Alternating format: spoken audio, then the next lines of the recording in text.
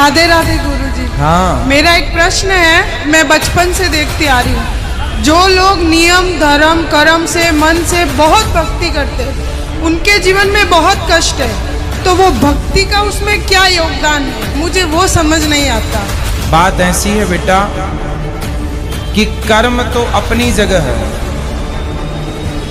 कर्म तो हमें भोगनी है, हमें भी भोगना है, आपको भी भोगना। भगवान राम तो स्वयं भगवान थे, 14 साल का कष्ट। माता सीता तो साक्षात लक्ष्मी थी, फिर भी दर दर की ठोकर जंगल में लकड़ियां काट काट के बच्चों का लव कुश का लालन पालन किया। नमस्कार दोस्तों, स्वागत है आप सबका एक और नए वीडियो। दोस्तों आज हम दो संतों के अध्यात्म की चाल लाए हैं, एक तरफ अनिरुद्धाचार्य जी महाराज और दूसरी तरफ संत रामपाल जी महाराज। दर्शकों आज की वीडियो बहुत ही महत्वपूर्ण होने वाली है, क्योंकि अनिरुद्धाचार्य जी महाराज जी की शिष्या ने उनसे कहा है कि कर्म भोगने ही पड़ते हैं, भक्ति करने का तो क्या फायदा है। तो इसी विषय पर हम जानेंगे दो संतों के विचार। पहले हम जानेंगे अनिरुद्धाचार्य जी महाराज जी के विचार, फिर हम संत रामपाल जी महाराज जी के विचार जानेंगे। तो दर्शकों वीडियो बिल्कुल भी मिस ना करना, पूरी वीडियो जरूर देखना। आचार्य जी महाराज जी के विचार। अब हम देखेंगे संत रामपाल जी महाराज जी के विचार। कुछ साधु संत कहते हैं, कुछ के सभी ये कहते हैं कि जो कर्म में लिख रखा है वो तो भोगना ही पड़ेगा। अब दुखी आत्मा जिसके ऊपर आपत्ति आएगी, आपत्ति किस चीज से आती है? पाप कर्मों से। पुण्य से जीव को सुख होता है और पाप से दुख। जब संकट आता है किसी प्रकार का, चाहे शारीरिक है, चाहे कोई और मानसिक परेशानी है, या कोई और किसी प्रकार का घर में या पशु हानि होती है, धन हानि होती है, तो ये उसी समय होती है जब पाप कर्म प्रारंभ हो जाते हैं। जब तक पुण्य चलते हैं ये प्राणी सुखी रहता है, चाहे ये कितने पाप करे, बुरे से बुरे कर्म भी करते हैं, मांस भी खाते हैं, शराब भी पीते हैं, बीड़ी भी पीते हैं, तम्बाकू भी खाते हैं, चोरी भी करते हैं, हत्याएं भी कर देते हैं, और वो लोग भी सुखी नजर आते हैं क्योंकि उनके पुण्य चल रहे हैं प्रारब्ध वाले। और जिस दिन वो पुण्य समाप्त हो जाएंगे फिर पाप कर्मों का दौर शुरू होगा, और फिर देखना उसकी क्या दुर्गति होगी। किसी की को अंधा हो जाएगा, किसी का कैंसर हो जाएगी, कीड़े पड़ेंगे, टांग टूट जाएगी, एक फिर परिवार में ऐसे ही कई कई हानियां हो जाएंगी। फिर वो रोएगा क्योंकि उसके पुण्य खत्म हो गए। फिर वो चलता है साधु संतों के पास, क्योंकि सबको पता है कि परमात्मा संत रूप में आता है। कबीर परमेश्वर अपनी महिमा आप ही बताते हैं कि पर्वत पर्वत में फिरा कारण अपने राम, राम जैसे संत मिले जिन सारे सब काम। तो फिर ये संतों के पास जाती बोली आत्माएं, जाते ही वो संत कोई ना कोई उनको जंतर मंत्र बताता है, ऐसा कर दे, ऐसा पूजा कर दे, ऐसे 11 रुपये रख दे, या ऐसे वहां एक भंडारा करवा दे। उसके बावजूद भी उनको कोई लाभ नहीं होता है। फिर वो संत कह देते हैं भाई ये तो कर्म का भोग है, तुझे भोगना ही पड़ेगा, भक्ति कर ले आगे सुख हो जाएगा। अरे भले आदमी पैर में कांटा लग गया आपके और वो टूट गया, दिखाई नहीं देता, और पीड़ा कांटे के कारण हो रही है। आप जाते हो दूसरे को दिखाते हो कि मेरे पैर में दर्द हो रहा है, उसने देखा साफ करके कि कांटा लग गया है, इस कांटे के कारण पीड़ा है। अब वो व्यक्ति ये कहे कि कांटा तो निकल नहीं सकता, अब जूता पहन ले, आगे कांटा नहीं लगेगा। तो कांटा लगे पैर में जूता पहना नहीं जा सकता, वो तो कांटा निकले फिर वो जूता पहना जा, और फिर वो कभी नहीं निकालेगा उस जूते को कि कहीं फिर कांटा ना लग जाए। ऐसे ही जो दुखी प्राणी है उनके पाप कर्म के कांटे लगे हुए हैं जिनके कारण वो दुखी है, और संत नहीं निकाल सकते, उनके पास वो औजार नहीं है। ये कबीर परमेश्वर के पास वो परम शक्ति है कि आपके प्रारब्ध के संकट को भी वो काट सकता है, कर्म पाप कर्म को काट सकते हैं। और यहां आने के बाद प्राणी फिर सुखी होते हैं, उनके दुख दूर होते हैं। और फिर उनसे ये दास कहता है कि बीड़ी शराब मांस तम्बाकू जिंदगी में नहीं पीना, ना चोरी करना, ना मिलावट करना, ना ठगी करना, ना किसी की हिंसा करना। तो फिर वो प्राणी बिल्कुल कान पकड़ लेता है, उसको पता है कि मैंने पिछले जुल्म किए थे, आज मेरे साथ क्या क्या हो रहा है, और आगे करूंगा तो मेरे ऊपर वो पहाड़ फिर टूट पड़ेगा, वो आपत्तियों का। तो इस डर के मारे वो जूता यानी राम नाम का जूता कभी नहीं निकालेगा, वो कभी अपना नाम खंड नहीं करेगा और भक्ति नहीं छोड़ेगा, फिर डट कर भक्ति करेगा। और जिसके कोई संकट निवारण नहीं होए तो वो भक्ति कर ही नहीं सकता, क्योंकि उसकी वो टेंशन बनी रहती है, वह सोई वहीं रहेगी। तो टेंशन मिटेगी परमात्मा की कृपा से, आपके संकट दूर होंगे, घर में सुख होगा, आत्मा प्रसन्न होगी और फिर यह भक्ति करेगी, परमात्मा प्राप्ति करेगी। एक ये फार्मूला है, राम नाम रटते रहो,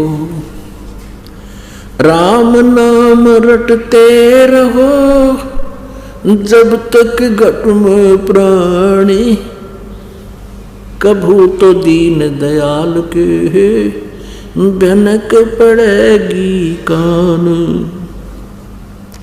अब ये दूसरा फार्मूला है कि परमात्मा के आगे उसके चरणों में पड़े रहना, आखिरी श्वास तक भक्ति करते रहना। और कोई भी मान ले आपके ऊपर आपत्ति है तो कहते हैं कदे तो दीन दयाल के भनक पड़ेगी कान।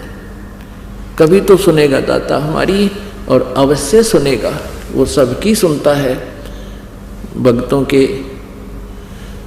लिए तो वो अपना सतलोक त्याग कर यहाँ आ जाता है। तो पुण्यात्मा परमात्मा ने कहा कि राम नाम रटते रहो। परमेश्वर ने स्वयं ही हमें एक तत्वदर्शी संत बनकर हमें समझाया है, अपना ही डबल रोल करके कहा है कि राम नाम रटते रहो जब तक घट में प्राण, और कभू तो दीन दयाल के भनक पड़ेगी कान। तो कौन से राम का जाप जपना चाहिए? अब यहां समस्या आती है। अब हमने अनेक राम यानी देव भगवान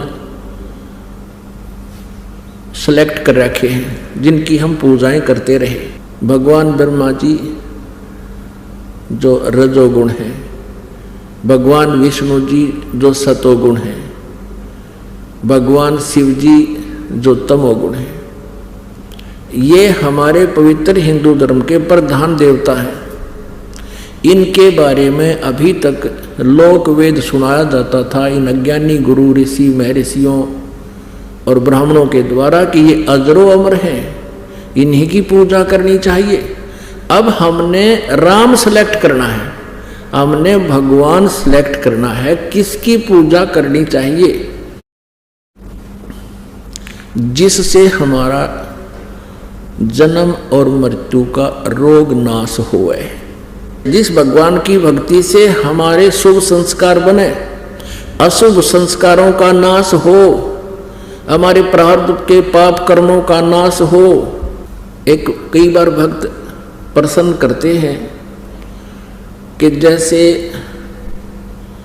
भगवान श्री कृष्ण जी अर्थात विष्णु जी ने राजा मोरध्वज के पुत्र ताम्रध्वज को आरे से 2 फाड़ करवा के उसकी मृत्यु हो गई थी, फिर उसको जीवित कर दिया था। तो वो भक्त कहते हैं क्या भगवान श्री विष्णु अर्थात श्री कृष्ण जी में शक्ति नहीं है? ये भी तो दुख दूर कर सकते हैं।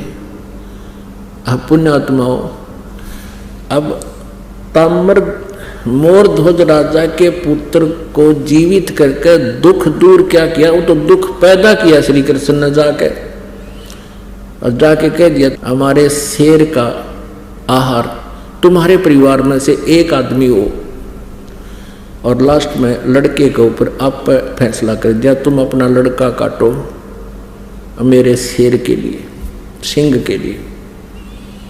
अब उसने तो समस्या पैदा कर दी जाकर उनके जी ने सुख के कराया, वो लड़का जीवित कर दिया।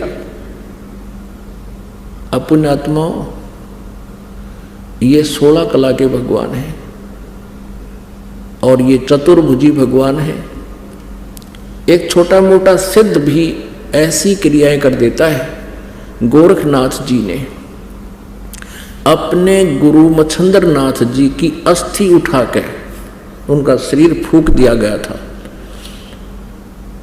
उन अस्थियों से ही उसको पुनर्मनुष्य बना दिया और जीवन दान दे दिया।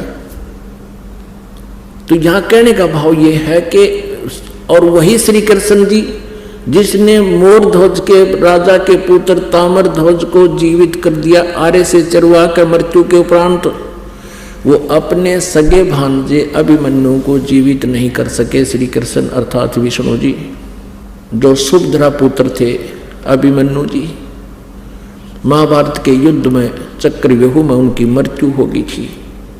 पांडवों का कुल नाश हो रहा था। श्री कृष्ण रो रहा था, सुभद्रा रो रही थी।